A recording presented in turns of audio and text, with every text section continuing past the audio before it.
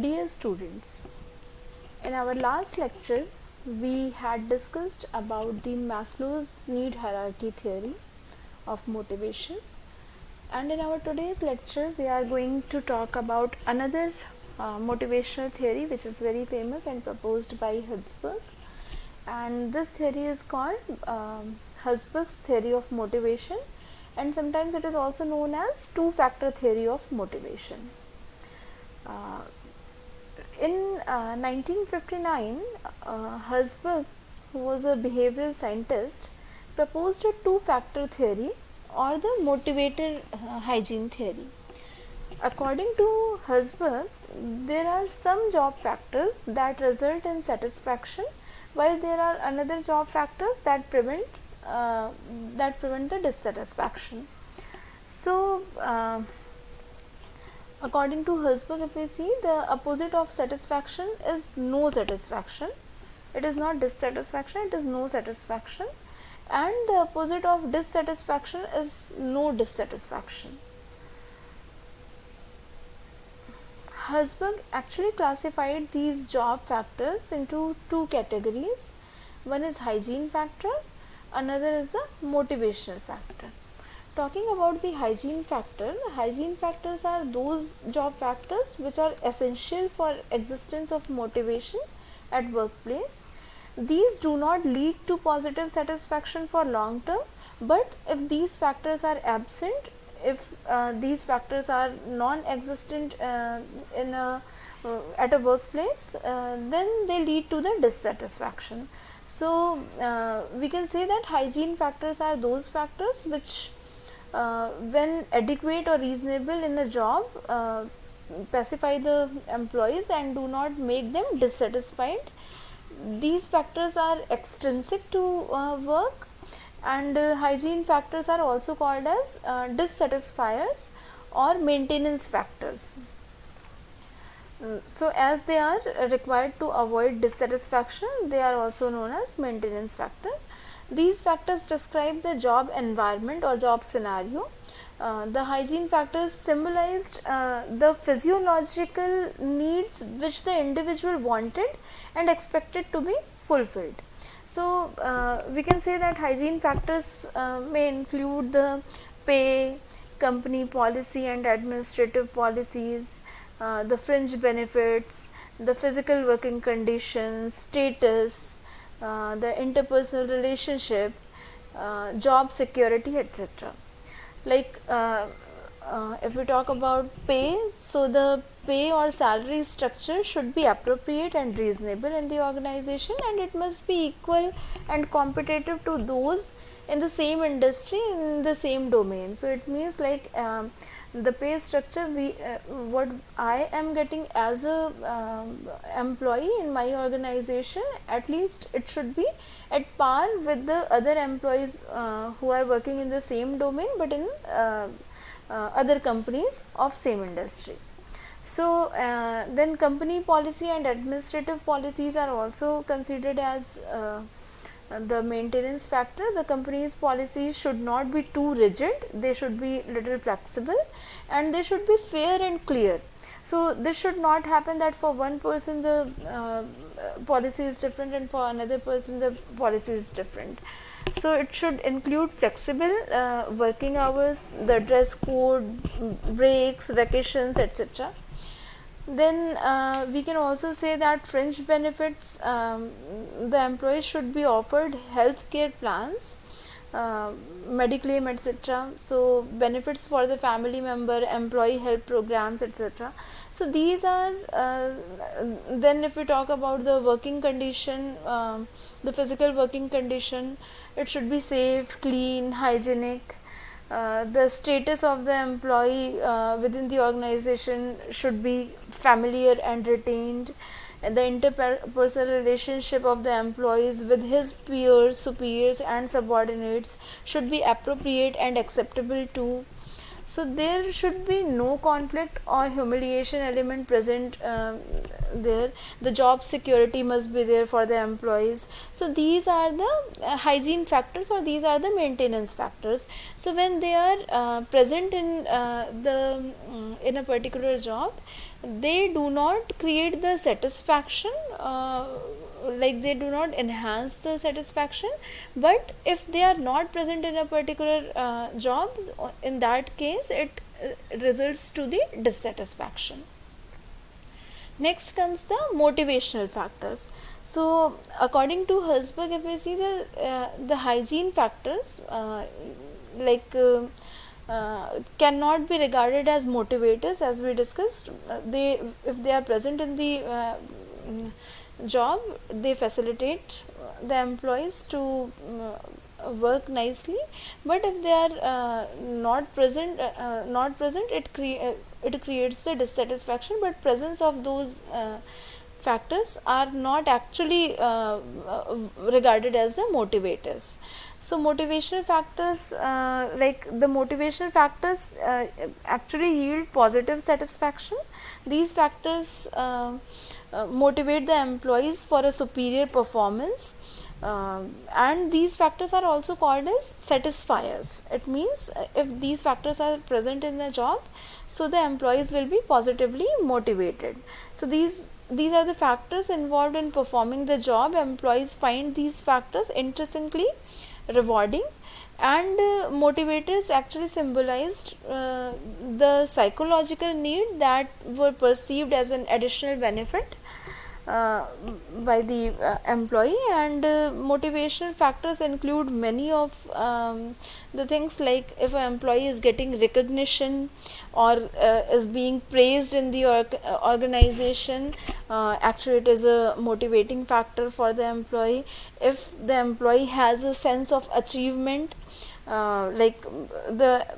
whenever we work in the organization, the employees must have a sense of achievement, and this depends upon the job actually. And there must be a fruitful of some sort of in the job, whatever things are assigned, and if the employee is fulfilling it, he must have a sense of achievement for this.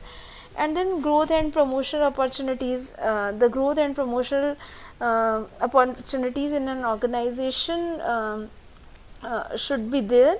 If the employee perform well, the employee should have the opportunity for their growth and the promotional thing. Then responsibility also works as a motivational factor. Employees must hold themselves responsible for the work which is assigned to them, and they should give them the managers who have assigned the role to them, they should give them the ownership of the work. And they should minimize control but retain accountability. That is also very important. And the employees, the work which has been assigned to them, it should be meaningful. So the work itself should be meaningful, interesting and challenging for the employees, so that the employees will be feeling motivated for the things which they are doing in the organization. Then comes actually the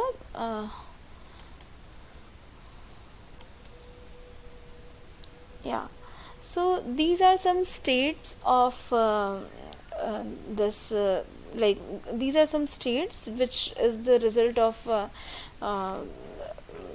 this Herzberg theory, and these are the 4 states. If we see in general sense, there the 4 states like an organization or team can find themselves when comes to the two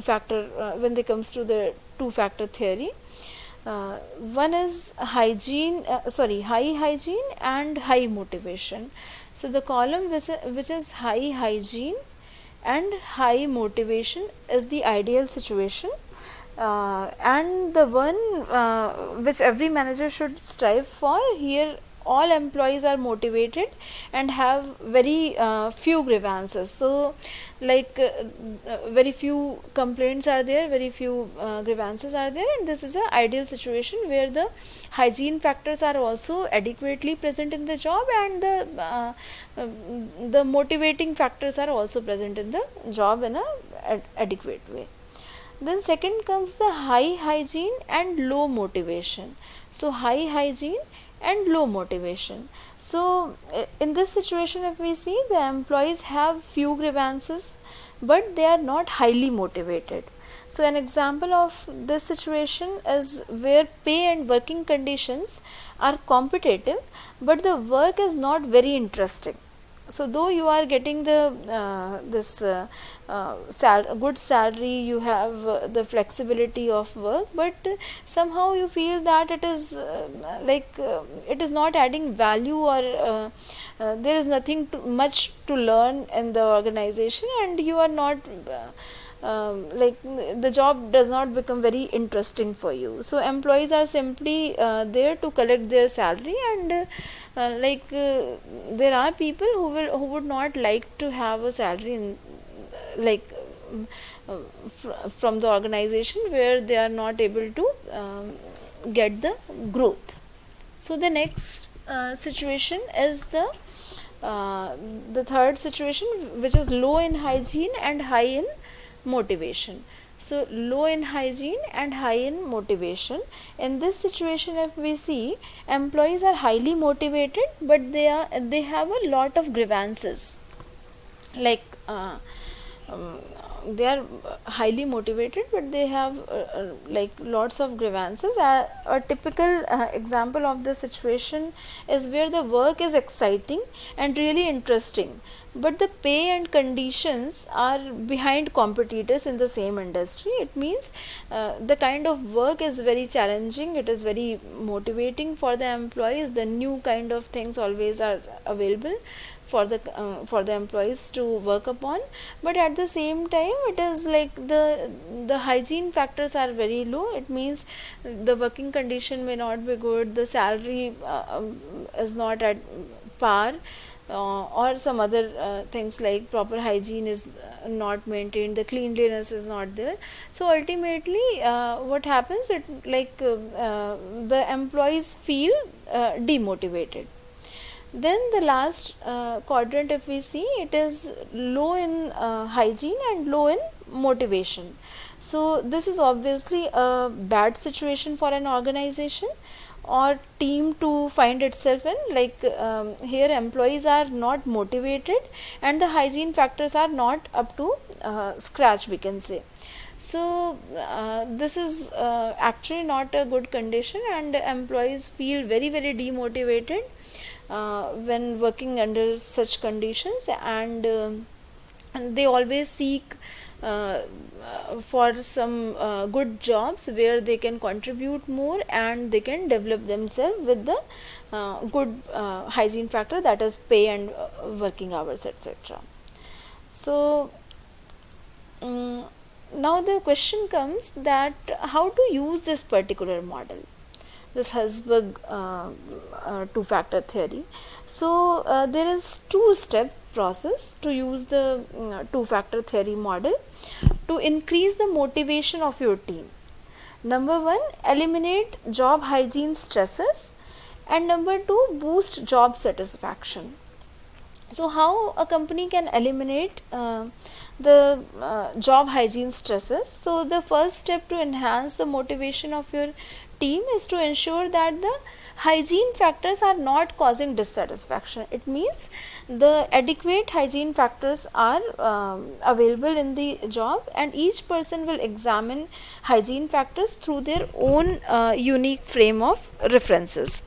So because of this, it's important to work with each member of your team to understand their specific perspective, and whatever is not available, so eliminate those stresses so that the employees can feel satisfied with the working condition and salary, etc. Second one is the boost job satisfaction. So Once you have removed hygiene stressors, it means now the proper hygiene factors are available in the job. The next step is to boost the job satisfaction of each team member. So we can do this by improving the actual content of the job itself. It means by providing more challenging roles to the people, by recognizing their effort, by rewarding them, and again a unique approach for each employee will be required for this as per their capacity. So